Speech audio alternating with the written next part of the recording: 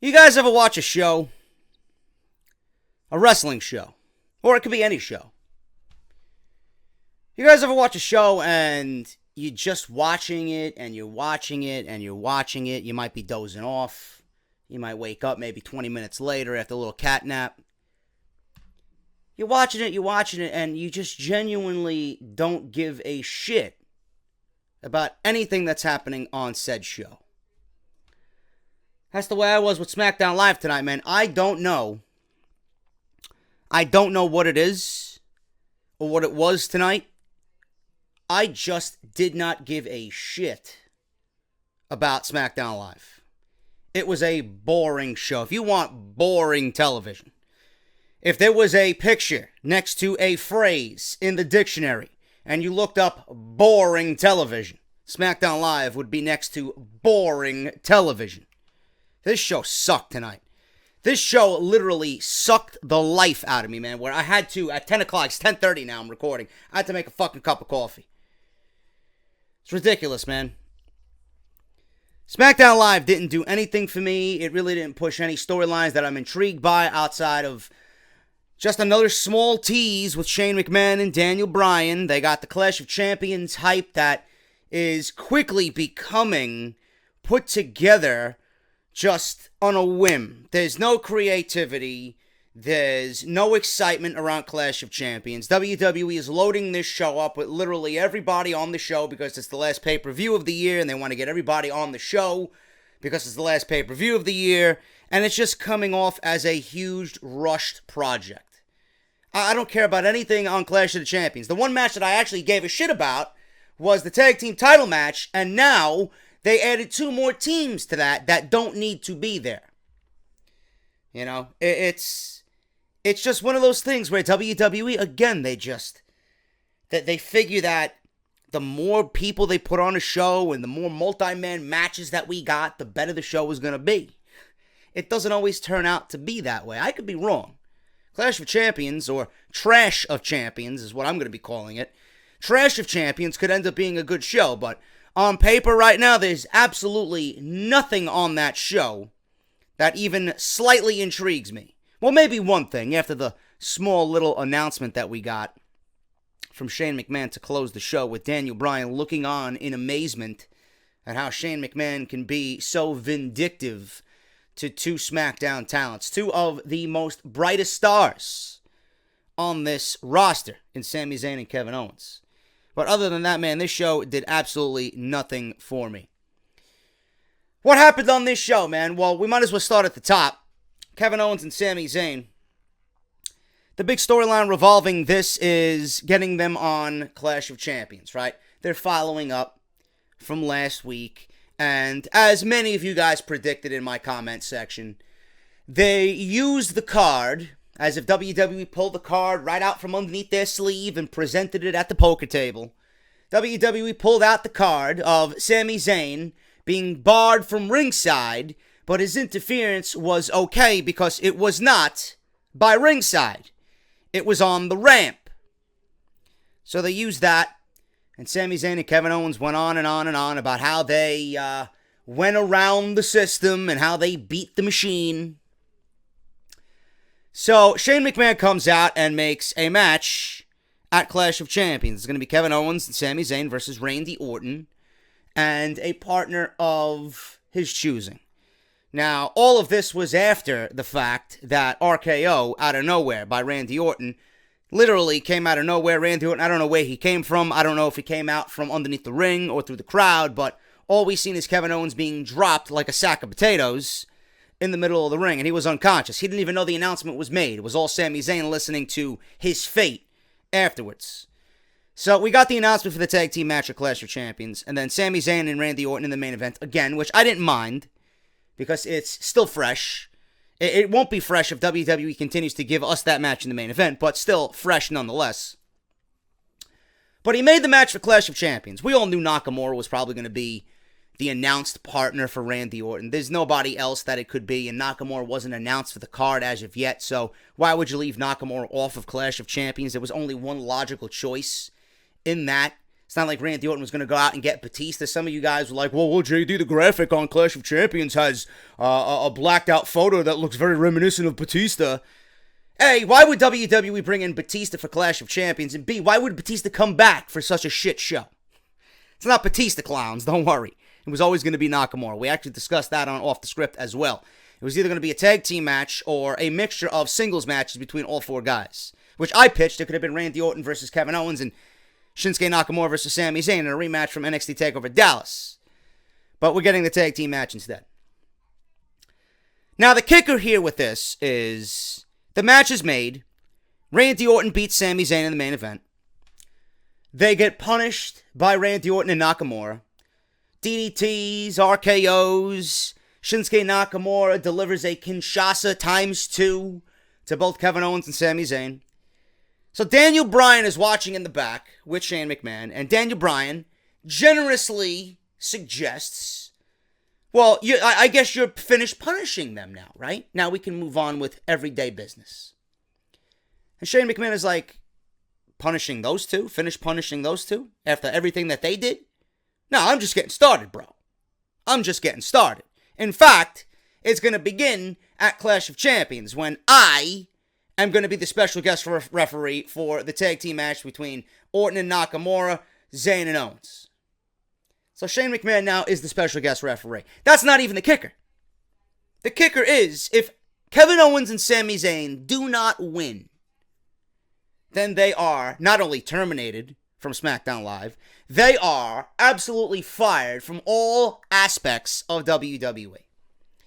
So Shane McMahon walks off after making this vile announcement, and Daniel Bryan stares a hole, a laser beam, right into Shane McMahon. Again, playing into the fact that Shane McMahon is doing what he wants. Shane McMahon is not respecting Daniel Bryan's position as general manager of SmackDown Live.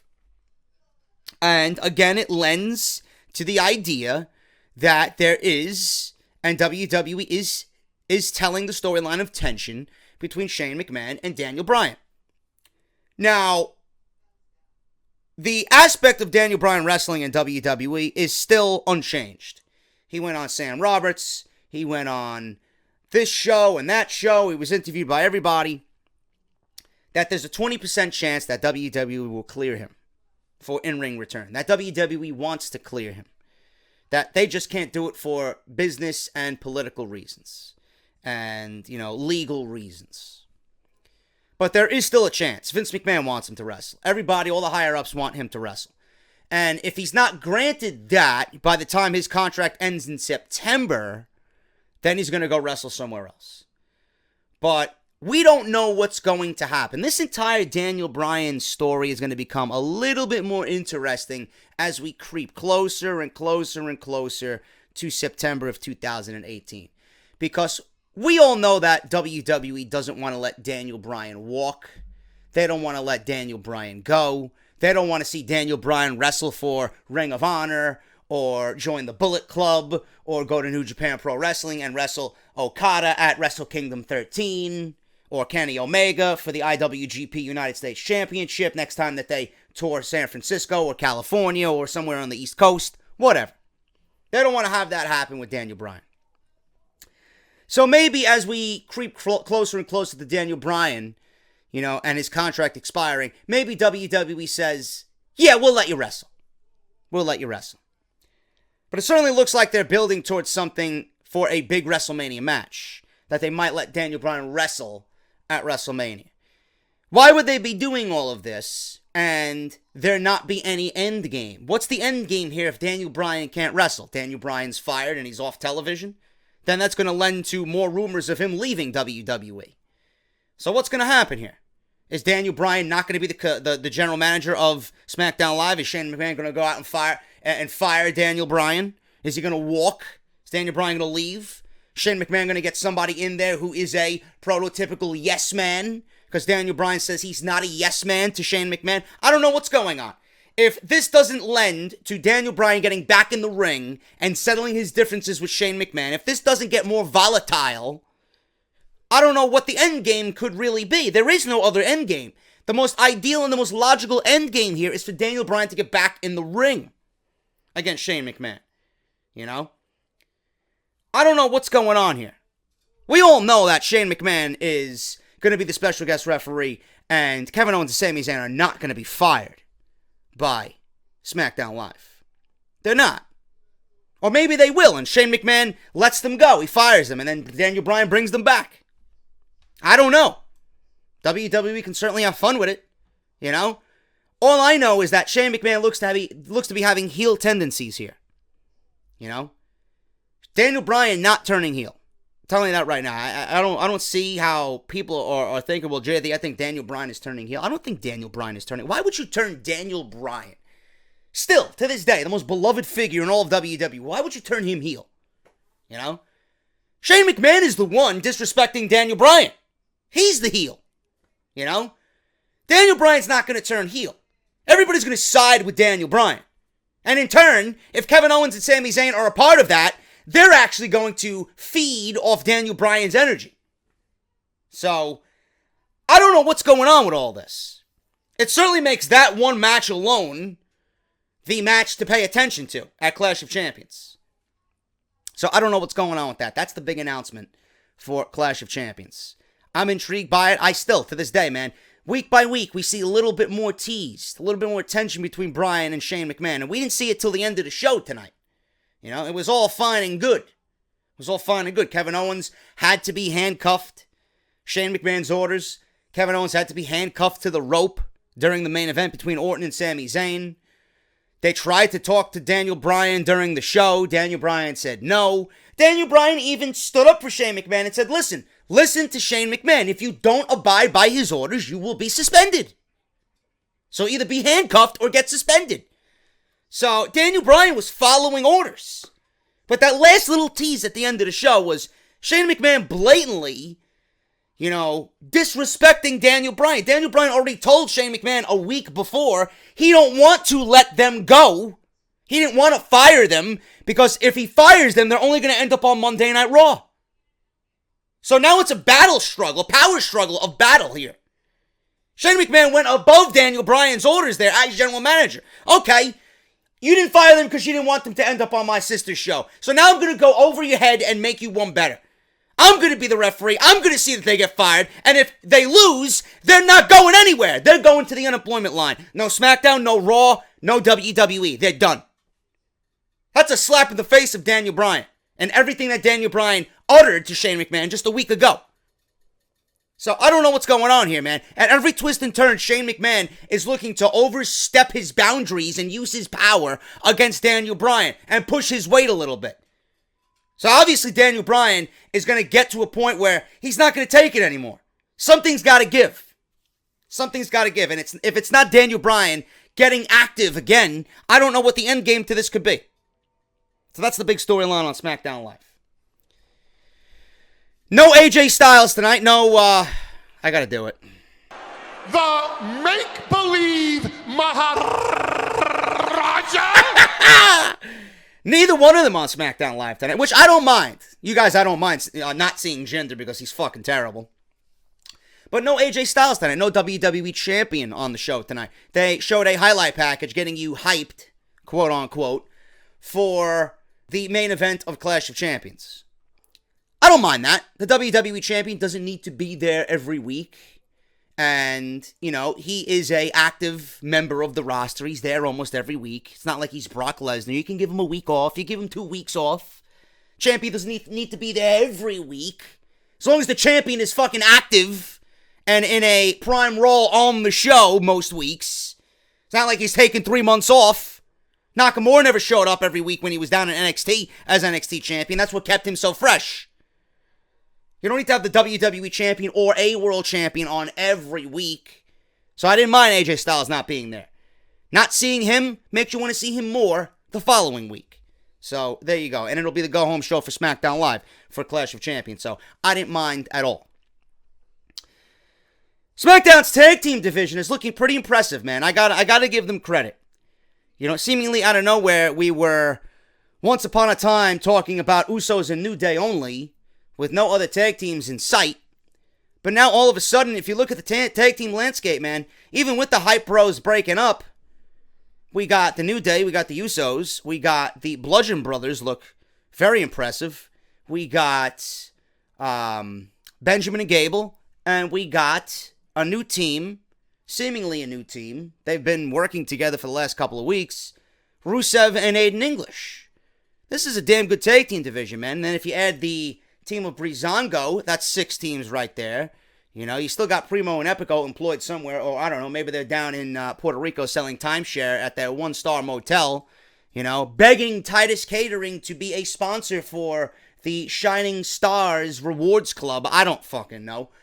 You got the Ascension, you know, WWE rumored to be bringing up the Authors of Pain, but I see them going to Monday Night Raw. SmackDown's tag team division looking pretty damn impressive, man, even with the breakup of the Hype Bros. So I'm liking what I see there. What I don't like is that WWE is putting all 4 of these teams, Rusev and Aiden English, the New Day, Usos, and Benjamin and Gable, into a fatal 4-way tag team championship match. This was supposed to be the Usos versus Benjamin and Gable. Benjamin and Gable never got a fair shot at the tag team championships. Now all of a sudden we're seeing 2 more teams added to this match, and I don't understand why. I'd much rather see the Usos work against 2 other men instead of 2 other teams on top of the original team that they were supposed to go up against. Now they're going up against 6 men instead of 2. You know? There's no doubt in my mind the match is going to be entertaining, but this is WWE, and still, I'm waiting for somebody to do the research for me. I know for a fact that every fucking month in 2017 there's been a fatal 4-way or a triple threat match. It's absolutely nauseating. Like, this whole show is just full of pieced together, rushed garbage. Clash of Champions. I don't understand why WWE has an urgency to get everybody, literally everybody on this show. You do understand that a team that is holding the tag team championships going up against a number 1 contender team is the best way to go for most situations, whether it's tag team or a singles title. You don't need to add all the women to a lumberjack match, which they did tonight. That makes it worse. When you look at it, it makes things worse, to be honest with you. It's stupid. And it's lazy. But SmackDown's tag team division is looking very, very impressive, man. Good job on SmackDown Live for actually getting quality teams together that I'm actually intrigued on seeing on a weekly basis. Mojo Rawley broke up the Hype Bros and said that he did not want Zack Ryder holding him back. Mojo ain't going anywhere, I'll tell you that right now. But the fact that Mojo gave you a nice explanation tonight is at least a good starting point. He's still not going anywhere. But the reasoning that he gave and the reasoning behind the attack was one that made sense. He won the Andre the Giant Memorial Battle Royal. He eliminated Jinder Mahal. He had the help of Ron Gronkowski. He was on his way to being a superstar. Then all of a sudden, Zack Ryder comes back after injury, after he was the one who got hurt. Now all of a sudden he wants to plug himself right back into the Hype Bros and pretend like nothing happened and nothing's changed. And all he did was hold me back. At least they made reference to that.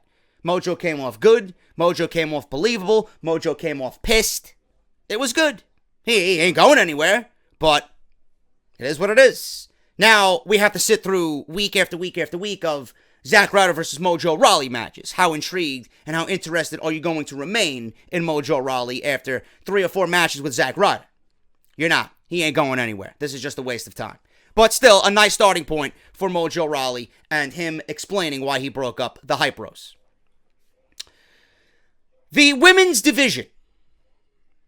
Not only on Monday Night Raw, but SmackDown Live, man. It is treading very, very shallow waters. This shit sucks. I don't know what they're doing. I don't know who is doing the writing for the women on this show. I don't know why WWE has seemingly put faction and faction and faction and faction together. I don't know what end result is going to come of this. I don't know where this is going. I don't know why we're getting a Tamina versus Charlotte match on SmackDown Live. I don't know why we're getting a lumberjack match at Clash of Champions. I don't know why they're doing anything with these women. You got Ruby Riott proclaiming that she should be in a title match after 1 week. We got Sarah Logan. Who the fuck is scripting Sarah Logan's lines? Are you fucking retarded? She sounded absolutely god-awful tonight.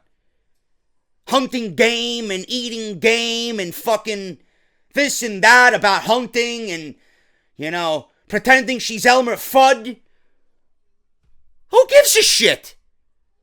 I don't give a shit if you are asking Daniel Bryan if he went hunting or if he ever had game. What is this shit? Who's scripting this bullshit for these women? She sounds like a complete goon. And it's not even her fault. That accent does her no favors either. Drop the accent. I know you don't talk like that. My God. You want to ruin NXT call-ups in 1 month? There you go. Follow that blueprint. Cringe. Absolutely cringe. I don't know what the logic is behind these factions. I'm tired of all the pairings. You know, I don't mind a faction that wants to take over the entire women's division and is dominant, but when you got two factions seemingly doing the same goddamn thing on Raw and SmackDown, it's tough to really invest your time into what they're doing. There's no creativity, there's no originality. We still don't know why they're there. They want to cause a riot. Are you fucking working for Gotham City? What riot are you going to cause? Am I going to see Bane come out? Am I going to see Bane hold hostage the fucking stock market on Wall Street? Am I going to see Batman come in from the rafters 1 week? What riot are you starting? Jesus Christ. It's fucking pathetic. I could write better programming in my sleep for these women. Give me competition. I don't need a lumberjack match. And the less we see of Tamina on television, the better. What else happened on this show, man? Don't get me started on the fucking women, man. It's absolutely garbage. What else happened on this show, man? Dolph Ziggler, Bobby Roode, and Baron Corbin. We finally got a reason as to why Dolph Ziggler was just seemingly added out of nowhere to the United States Championship match, making it a triple threat match. The reason he gave. Listen to this. The reason he gave. You want to laugh? Dolph Ziggler gave you the reason of, I'm that damn good. That's why I was added to this match. Good at what? Good at losing? Good at being a glorified jobber? Good at taste testing Titus Catering in the back on SmackDown Live every Tuesday night? Yeah, the Idaho potatoes that you imported from Idaho are nice and firm, Mr. O'Neill. Good at what? Folding paper napkins in the back? Setting plates for all the fucking bums in the back that don't get used on television? Using the proper cream cheese for Titus's award-winning cheesecake? The fuck are you good at? Guys had nothing to do on this show for months. He gets put in random situations because they have nothing else for him, and he wants to tell you, yeah, I'm that damn good. Good at what? Good at putting people to sleep? Who writes this show? Why should I believe Dolph Ziggler is ready for a title match against Baron Corbin and Bobby Roode? Absolutely, it's outlandish. It's ridiculous. Absolutely ridiculous. Other than that, that was SmackDown Live. I just covered everything for you. You want the Cliff Notes version? There you go. SmackDown Live. Now let me quickly go over the fucking live clips and the highlights and make it all fancy for you guys. We'll go over all that in just a second. I do want to make one advertiser note here. This will benefit everybody. People have asked me, JD, what happened to the JD Club t-shirt? Team JD Bullet Club design t-shirt that was designed by one of my subscribers, Blinded Fate. What's up, brother? I have decided to bring it back. It is now live on Teespring. If you guys don't know what I'm talking about, this is it right there. JD Club, teespring.com, the JD Club Christmas campaign. It's live for 7 days. Starting today, starting now, as of SmackDown Live. So if you guys want to go check that out, please do so, man. This is not a once in a lifetime. What am I, fucking John Cena and The Rock? This is a one-of-a-kind t-shirt, not available on Barbershop Window, where I primarily sell my t-shirts. This is a campaign that I have been on and off throughout the end of 2017. This will probably be, and I mean this, the only reason I'm bringing this back is because I've had a ton of people DM me and tweet me and put something in the comments of my videos. JD, I didn't get my shirt. Can you please bring it back? So I'm bringing it back for everybody, man, for the Christmas season. And you might be getting it before Christmas. If you order now, you might be getting it before Christmas. It says at the bottom there, you can expect your package to arrive by 12/24. Not guaranteed. It's not guaranteed, but you will be getting this before Christmas. So if you guys want to go and order that, it's a great way to support the show. It's a great way to represent the podcast. It's a great way to represent the brand. That's Team JD, man. The Bullet Club design. Designed by my boy Blinded Fate, as you see there on the t-shirt, the skyline of New York City. And what I love to do every now and then, man, drink beer. Drink beer. You got the two interlocking beer bottles there with the skull and the New York logo there for the skull. Or the New York state there for the skull head. Team JD, man. Great stuff. That is teespring.com. I will leave you guys the link down in the description. And I will leave you down in the comment section the link to go and buy these bad boys, man. Please do so. 7 days. It's an absolute fantastic way to support the show. If you guys want to get the regular t-shirts, barbershopwindow.com/offthescript. You guys know how to do that. Barbershop Window, the finest designed t-shirts for any podcast anywhere. And these are the best quality you can find for wrestling t-shirts on the internet, man. Barbershop Window and Pro Wrestling Tees. Absolutely fantastic. The new Benched Eat, Sleep, Bench, Repeat t-shirt, Off the Script, available now. You got the Jinder Mahal design. This is actually being redone. I'm adding more color to it, man. I'm going to make it its own entity. So we're going to get rid of the Get Off My TV, and we're going to put, I believe we're going to put hashtag Failure Raha on the shirt, and then we're going to put the logo for Off the Script to make it more of a wrestling-inspired t-shirt, because there's already a bunch of fucking salty fucks out there who don't know any better because they're picking on the design. What does it have to do with Jinder Mahal? Blah, blah, blah. I'm sorry you guys lack creativity. I'm sorry you guys can't sell t-shirts. It's okay, though. So continue to pick on the shirt. People love this design. It ain't going anywhere. I'm reworking it just to give it a little bit more spice. So it's barbershopwindow.com/offthescript. And finally, the Wrestling Radio Awards are live. You guys have been fucking kicking ass every fucking day. I get something. You guys are voting for Off the Script, Show of the Year. WrestlingRadioAwards.com for Show of the Year. All you got to do is go to the Show of the Year box, type in Off the Script with JD from NY, hit submit, and you guys are on your way to doing that once a day, every day, until voting stops. You guys are voting for Off the Script for Podcast of the Year. We won Best New Show of the Year last year, thanks to you guys. And this year, we are trying to win Show of the Year. It's a great way to get the podcast out to new eyes, new ears, and it's a great way to build another fan base outside of what we already got, man. So that's WrestlingRadioAwards.com. Do it and support the show, man. It takes just a little bit of your time, and I would greatly appreciate it, man. Thank you guys so very much for all that. So we started the show tonight with Randy Orton RKOing Kevin Owens. I love Sami Zayn, man. Sami Zayn, heel, is absolutely fucking hilarious, man. He makes me smile. And that's all I ask for. Sami Zayn doing a fantastic job as a heel. Kevin Owens and Sami Zayn out, going over what is ringside and what is not ringside in a beautiful tutorial on SmackDown Live. But Randy Orton comes out of nowhere and RKOs Kevin Owens as Shane McMahon lays down the law on SmackDown Live. You know what I've learned over the past few months is when you're the victim of a McMahon family member vendetta, they will stop at nothing to get their pound of flesh.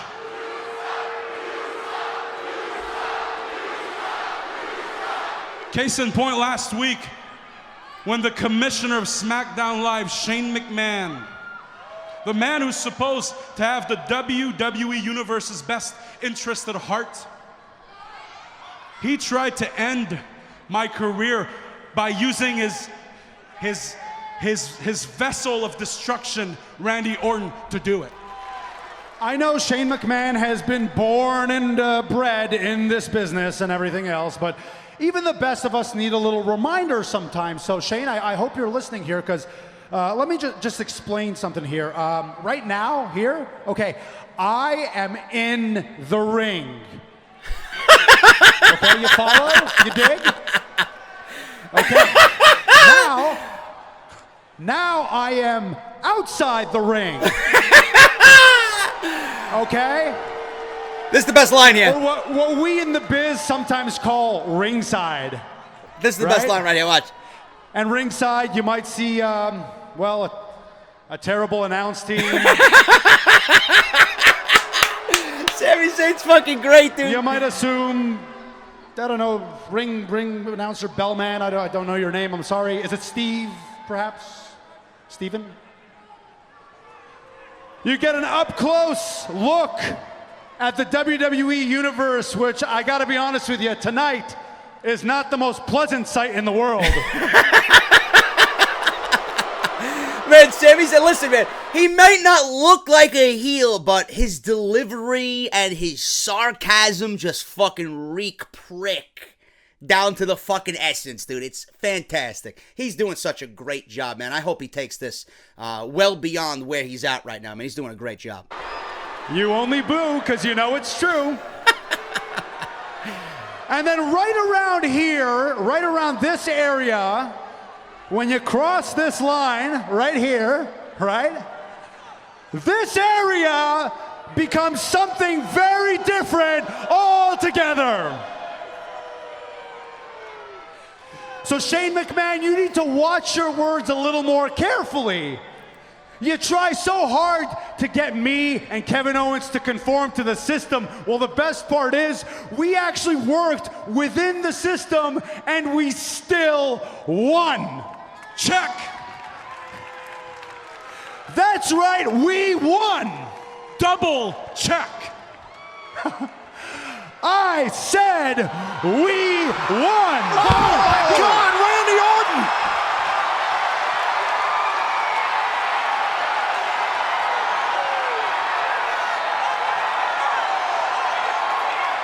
Literally out of nowhere he came. First off, Sammy, I'd like to thank you for what is ringside and what is not tutorial, but that's not why I'm out here.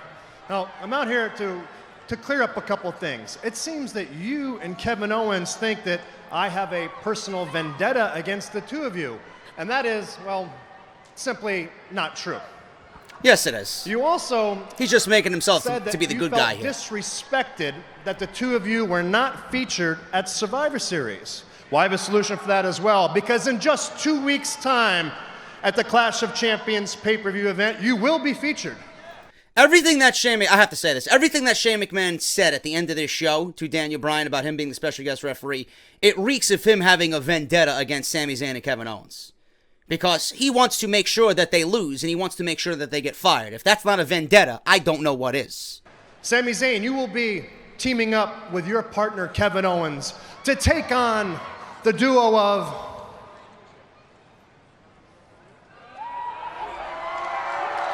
the Viper, Randy Orton,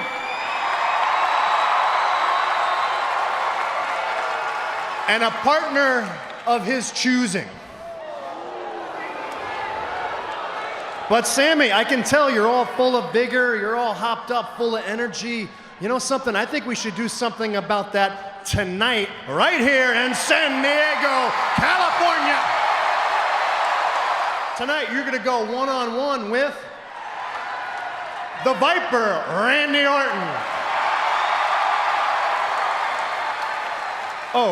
And let me mention that your friend, once he gets all of his faculties, Kevin Owens, is more than welcome to join you at the ringside area.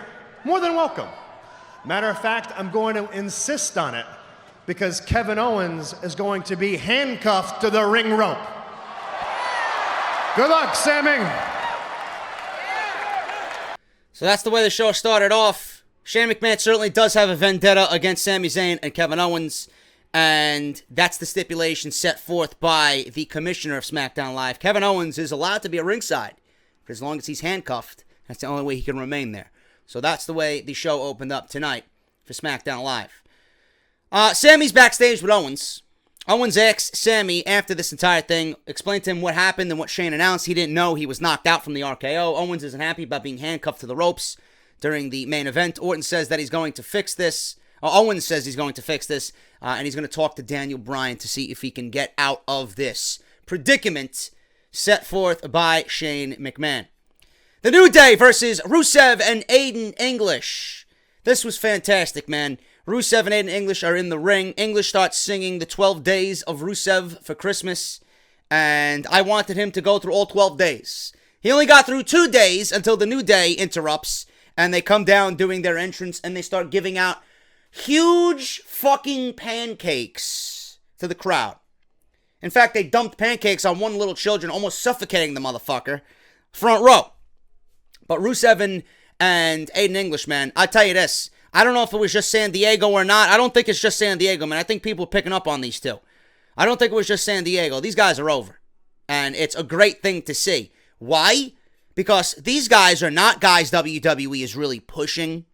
These guys are getting over on their own because A, they're entertaining, and B, they're entertaining enough for people to continuously, week in and week out, want to see them.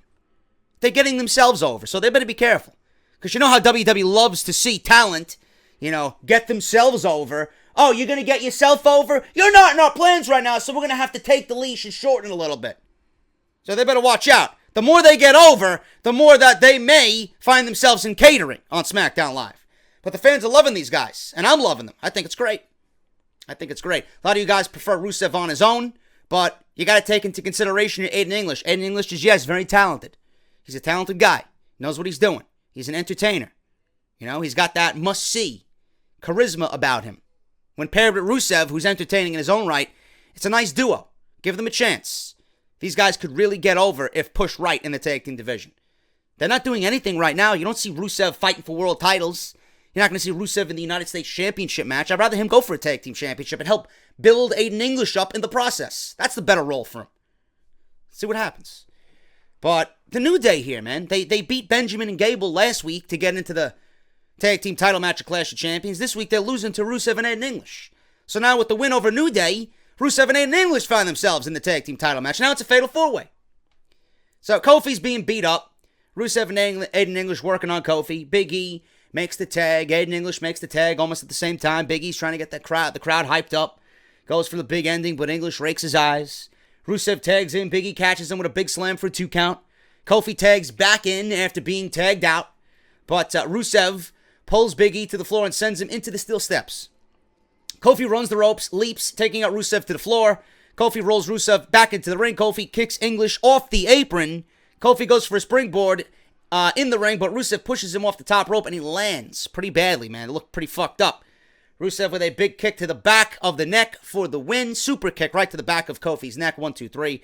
Rusev and Aiden English win. They are now inserted into the Tag Team Championship match at Clash of Champions, making it a fatal 4-way with the Usos, the New Day, and American Standard Gable and Benjamin. Should be a good match. I prefer the original plan of Benjamin and Gable versus the Usos, but we're getting the New Day and Aiden English and Rusev mixed in. Should still be a good match. Hopefully they let these guys go out there and do what they got to do, but I'm enough. I'm over the fatal 4-ways, man. Enough. Going into 2018, I don't want to see another goddamn fucking fatal 4-way or triple threat match all year. WWE got enough fatal 4-ways and triple threats this year to last them fucking 20 years. Enough already. It just reeks of laziness. Mojo Rawley turned on Zack Ryder last week. Renee Young is backstage wanting to know why. Mojo, why did you do what you did last week to Zack Ryder? Mojo explains to Renee Young why he attacked Zack Ryder on SmackDown Live.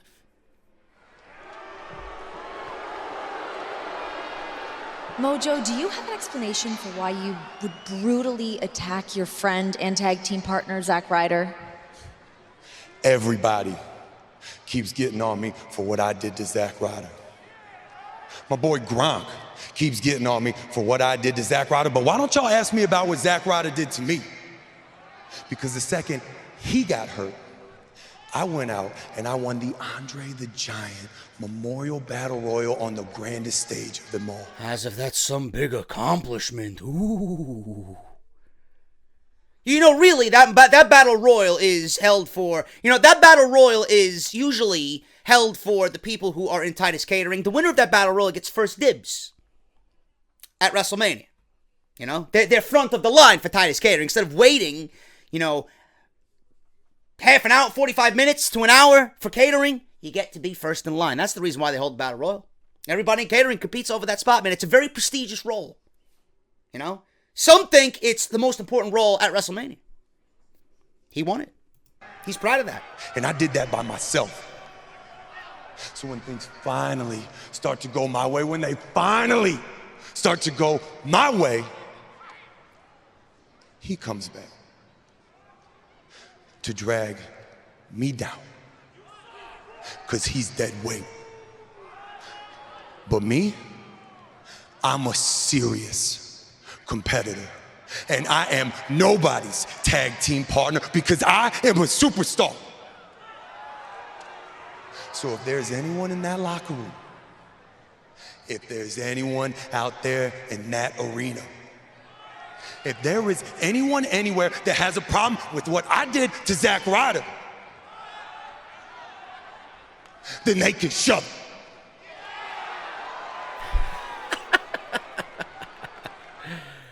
I mean, it's a good explanation, man. He covered all his bases. Everything he said was true. Everything we said or heard or had been saying or heard from him tonight, was part of a storyline. It's what actually happened on television. Glad WWE went back and, gave you a continuation from what had happened with these two guys. From when he got hurt, Mojo won the Battle Royal. He was on his own for a little bit. Zack Ryder came back. He wanted to pick things, back up where they were before he got hurt. It didn't work out. So Mojo turned on him. He said, fuck it. I don't need you. You were holding me back. We were losing. Ever since you came back, we've been losing. When I was without you, I was winning. There you go. Mojo explains why he attacked Zack Ryder.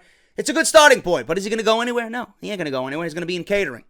They ain't going to use him primarily on television. They ain't going to give him an important role on television.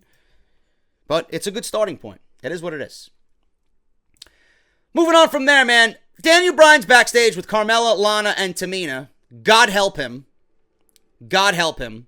I'd rather be in fucking purgatory. Carmella says that she rid the world of James Ellsworth, which deserves a spotlight at Clash of Champions alone.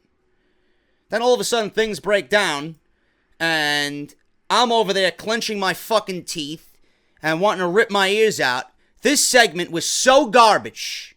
It was so cringe that I'm going to share it all with you right now. If you don't know what I'm talking about, if you guys don't know why I'm being so hard on the women's division right now, even after the call-ups, just listen to this trash. This is utter garbage. I don't know who's writing for these women. I don't know what type of stipulation this is to get anybody excited with. This is terrible writing. The women's division right now may be at an all-time low on SmackDown Live, and this is the reason why. Represent Natalia again, and then we find out on social media you want to do it on Twitter? It doesn't make any sense to me. I really don't get it. Daniel! I rid the world of James Ellsworth. That alone justifies giving me a spotlight at Clash of Champions. Interesting, because I was actually thinking, how is it that Natalia walked on her team last week but gets another championship match? My Samoan soldier here deserves to destroy Charlotte. No, she don't. Clash of Champions is maybe a pineapple, but not a champion. And the title match is between Natalia and Charlotte Flair. Of course, Carmella, you could be in the title match. I get it. Yeah, all you have to do is give me that contract. No, thank you, Daniel. I'm not ready to part ways with good old, Frankie. The Riot Squad. Hey, yo, Frankie! Shifts the tectonic plates of SmackDown Live. Yet, we're on the outside looking in.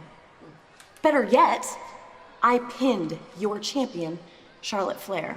And for some reason, I'm not in the SmackDown Women's title match. Why is that? I don't know. Because you're brand new and you've done nothing to earn one? Tattoos make you nervous? Or do I not dress the part to be a part of your precious little Bella army? No. It's because Daniel is superficial. Just because you're partial to brunettes doesn't mean you should treat beautiful blondes like we don't matter. With the exception of Lana. Excuse me? What? What? I agree with you, Liv. Daniel is superficial. Daniel is prejudiced against people from the South. Has anyone from Kentucky ever been in that little hippie granola state you call? Huh? Have you even hunted Lime Gang? What state are you talking about? What state are you talking about? Did she forget her lines? That little hippie granola state. By the way, I enjoy granola. Okay? What state are you talking about? What's with the accent? I put granola in my fucking yogurt. I love oatmeal. Don't make fun of my granola, motherfucker. You know, Titus has organic oatmeal every morning for the guys in catering. It's fucking delicious, man. You add some bananas to that. He's got so many options. I mean, brown maple sugar, he's got it. Apple, he's got it. Peach, blueberry, banana, chocolate chip. Titus got it all, man. Titus got it all. Tasted? Gave me? Huh? Look, none of that matters. Yes, none of it matters. This should have even been said. Sit on the Miss side. Riot. Afterthoughts. Nope.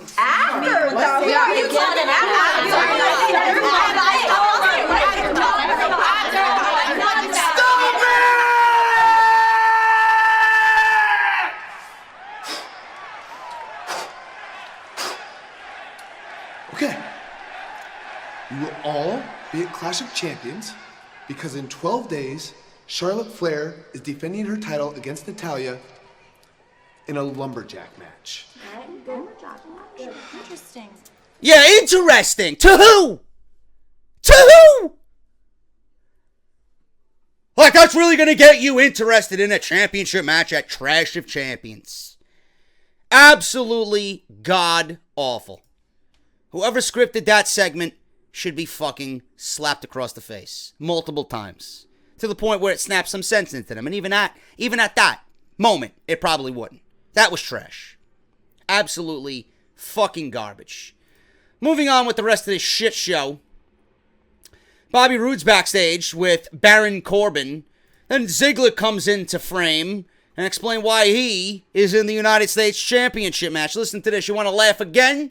I'll have Dolph Ziggler explain to you why he's added to this U.S. title match at Clash of Champions.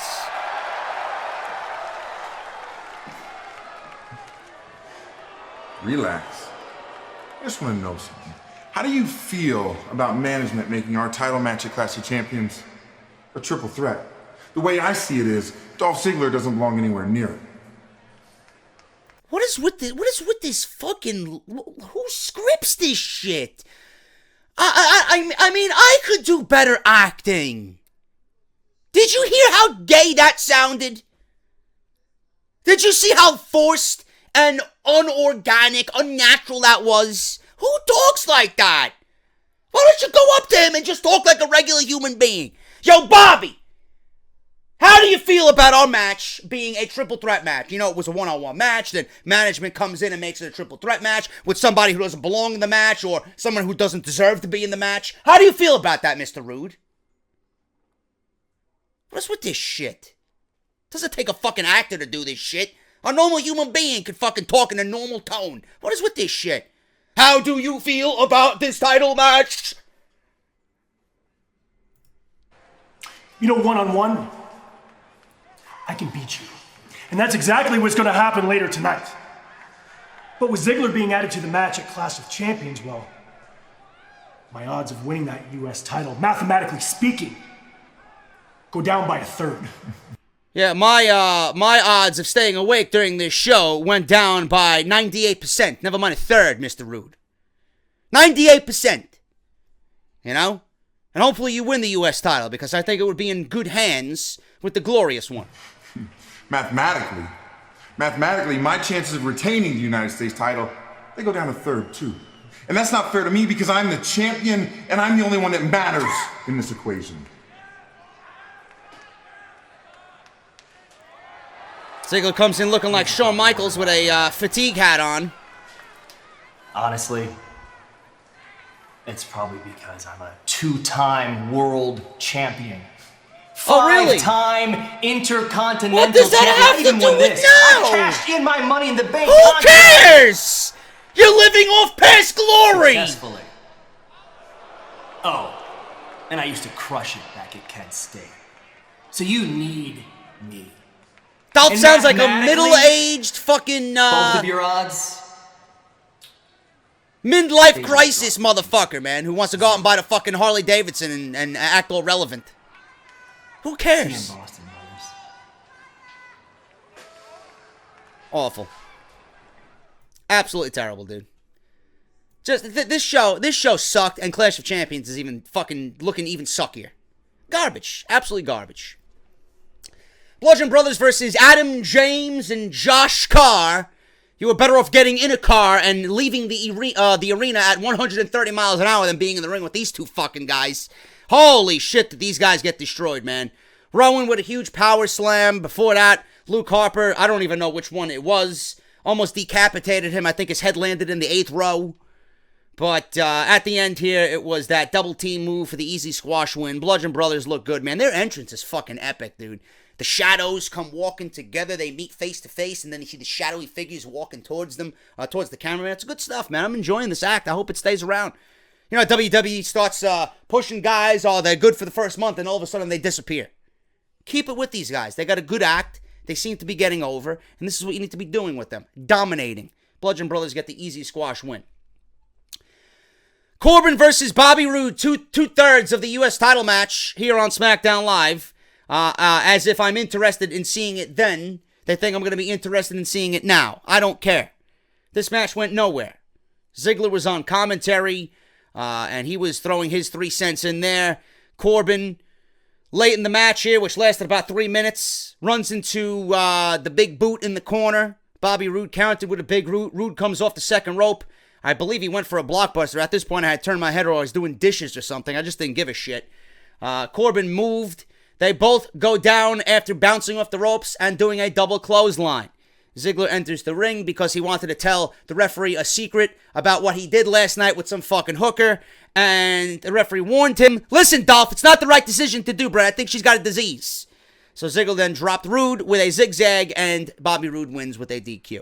All that other stuff didn't happen, but yes, Ziggler got into the referee's face, and the referee warned him, and he interfered in the match. Anyway, after the bell, Ziggler waits for Corbin to get up and drops him with a zigzag, as if they're making Corbin and Roode look weak in comparison to Dolph Ziggler.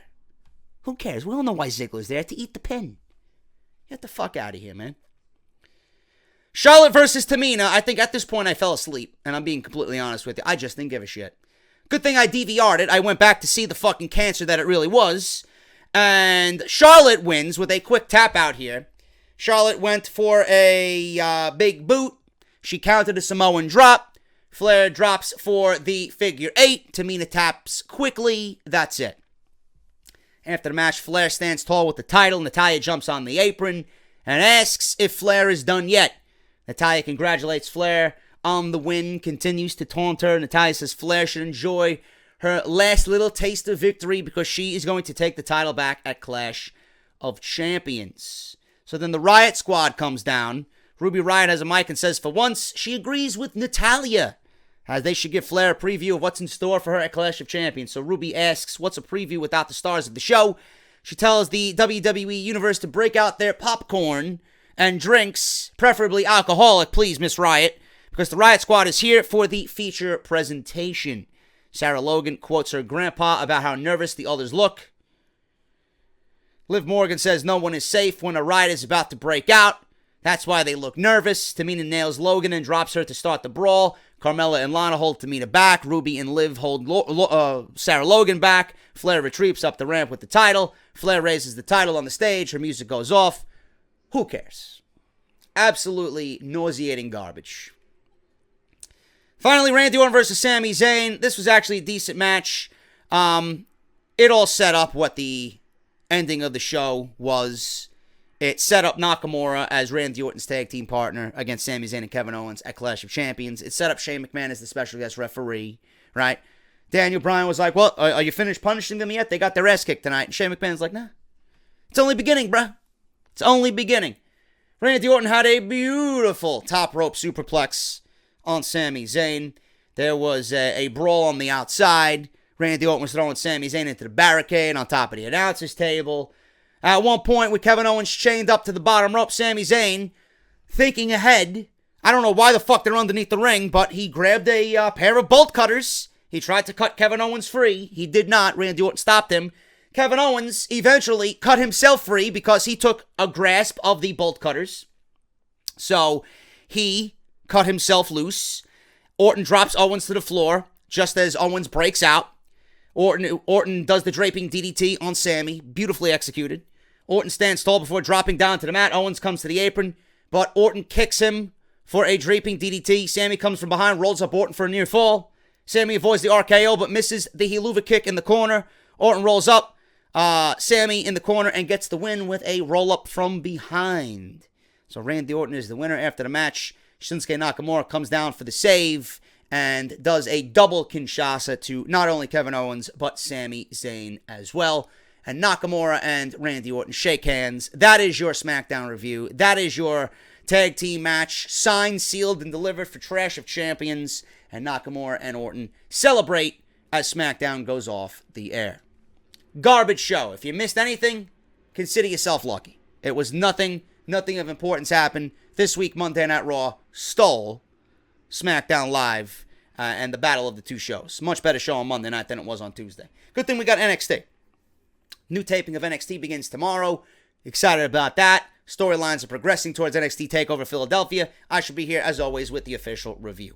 Thank you guys so much. If you enjoyed the video, hit that thumbs up. I will be back tomorrow with NXT and a Call of Duty upload, man. Almost 1 hour of Call of Duty live commentary, man. You don't want to miss this. I go back to the old school, man. You want ranting, bitching, moaning, complaining, cursing. It's going to be in this episode, man. You know, you're not going to want to miss it, man. This is going to be a good one. So make sure you guys watch that tomorrow. Should be uploaded around 3 p.m. Call of Duty World War II gameplay, and then NXT review tomorrow for the new set of tapings on the WWE Network. Thank you guys so much. Twitter, @JD from NY206. Hit that subscribe button down below. Turn on that bell for notifications. Get your Team JD t-shirt. Visit Barbershop Window for the other t-shirts. WrestlingRadioAwards.com. Continue to vote for Off the Script as Show of the Year. And I'll be back right here on YouTube with NXT tomorrow night. Until then, have a great Tuesday night, and I'll see you on Wednesday night for NXT. I'll talk to you guys later.